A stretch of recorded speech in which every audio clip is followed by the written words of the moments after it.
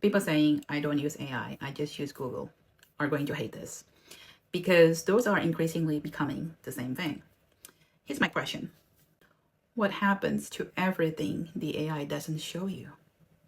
For most of internet's history, there was a simple arrangement.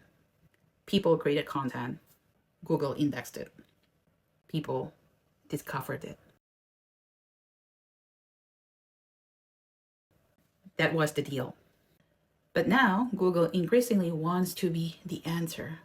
And that's a very different relationship. Because what Google showed at I/O wasn't just a better search engine. It was a future where agents search, compare, summarize, recommend, and increasingly act on your behalf. The person who says, I just Googled it, is living inside an AI-generated answer. The sieve isn't coming.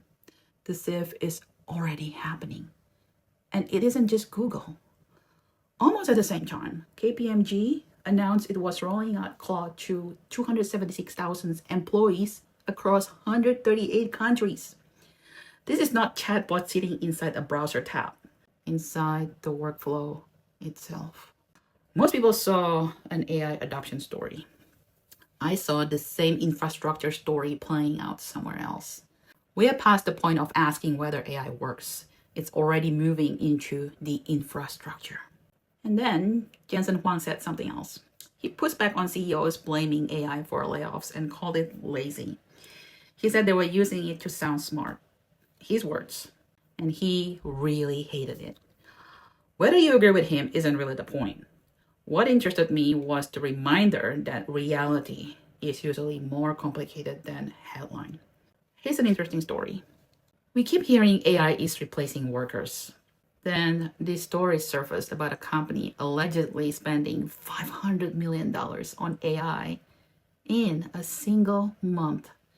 And to me, that's no longer a replacement story. That's an infrastructure story. If an agent recommends a bad decision, that agent doesn't own the consequences. A human does. Because the responsibility doesn't disappear just because the decision gets delegated. If an AI system determines what information gets surfaced and what gets buried, the AI doesn't live with that outcome. Humans do. Historically, humans searched, compared, and then decided. Humans carried responsibility. The opposite is now true. The humans remain liable. And that's a very different arrangement.